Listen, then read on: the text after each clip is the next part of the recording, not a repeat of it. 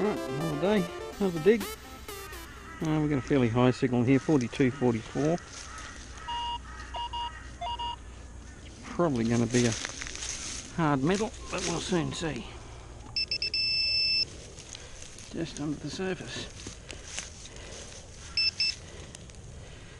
And it's a 50 cal projectile.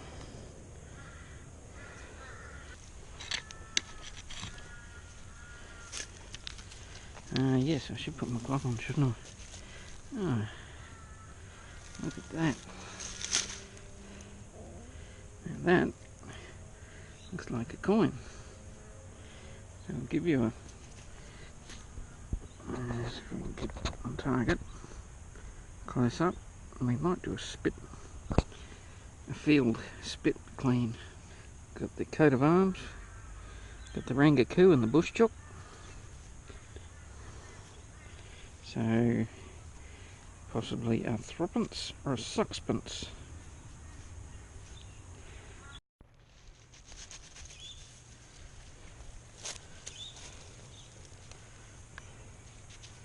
Oh, that's a large piece of copper pipe.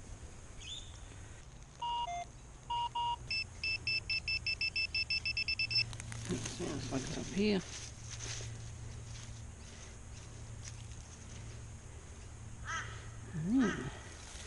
I know what that is, straight off the top of the bat. That is the top of a army water bottle.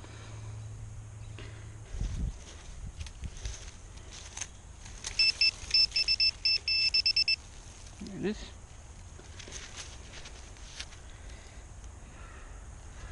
And that is a piece of a dilly bag handle made of zinc alloy. They had a D shape, and you put all of the rings from your dilly bag through the link, and then this straight bar would actually close it. Sometimes I just had a pin, sometimes I had a lock. Alright, well, there we go. There's the other locking end of that dilly bag lock. There's the angle. So if we put all that together, I'll do that later. So your D-ring came around here and locked. And I thought that was going to be a spark plug. I think it is a spark plug.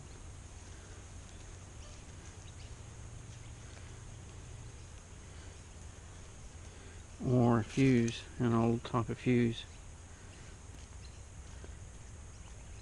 Oh, the washer, possibly off that fuse. Okay, well I just found the other end of that fuse, I think, or another fuse. Just got a nice piece of webbing. I think that might be US actually. Okay, I just pulled on a signal and this wire came out. That was right next to it. And if you remember in the last video, it's a drum bung with the ROD Department of Defence. As you can see, we're in a little area with glass, and we've already worn through the gloves. And there's another bit of webbing come out.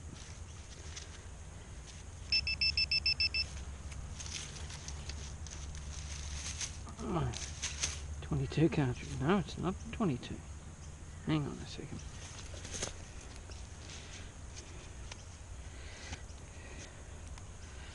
That is a centerfire cartridge with a primer.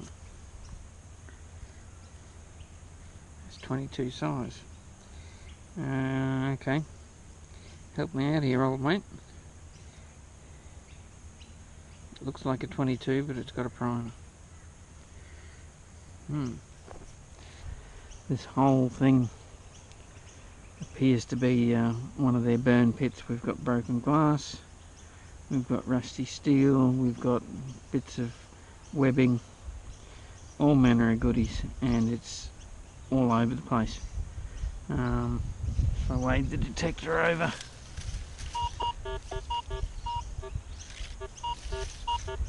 so it's mixed with all sorts of things. The best way to tackle this is with the sieve. Take basically a scoopful and put it through the sieve and see what's there.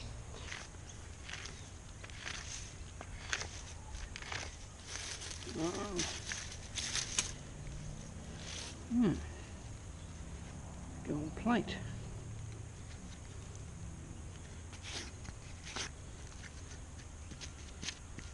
Well, hopefully that's got something on it. Alrighty. Looks like we've got a projectile and 303.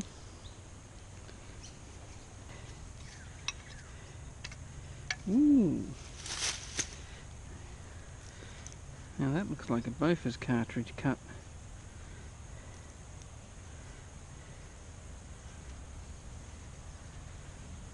Interesting. First of all, across the back, a couple of pieces of brass plate, copper pipe, what I believe could be a 40mm Bofors offcut. Certainly has the size. I'll have to check the size. The thing that I think is a top of an American water bottle. The drum bung with your DRD. Whole heap of varied washers and tent eyelets. Interesting parts. We've got another little doozer here. Looks like a cable holder with a shaped and cut end. So if anyone can tell me what that is, that'd be cool. Obviously has something that slides in there and moves the piston back and forward. We have the tiny little, what I believe was a 22, but it's actually a 25 ACP, as used in what they call baby Browning, a small personal pistol. Very popular. We've got a 3.0, 50 cal with the split.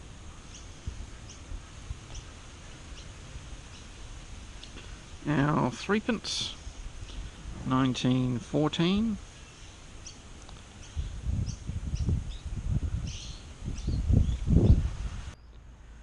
Got a piece of copper here, very heavy copper or brass. It's actually got Ford written on it. I'm a Holden man, I don't do Ford. But, yeah, that's an interesting piece. If anyone can tell us what that is.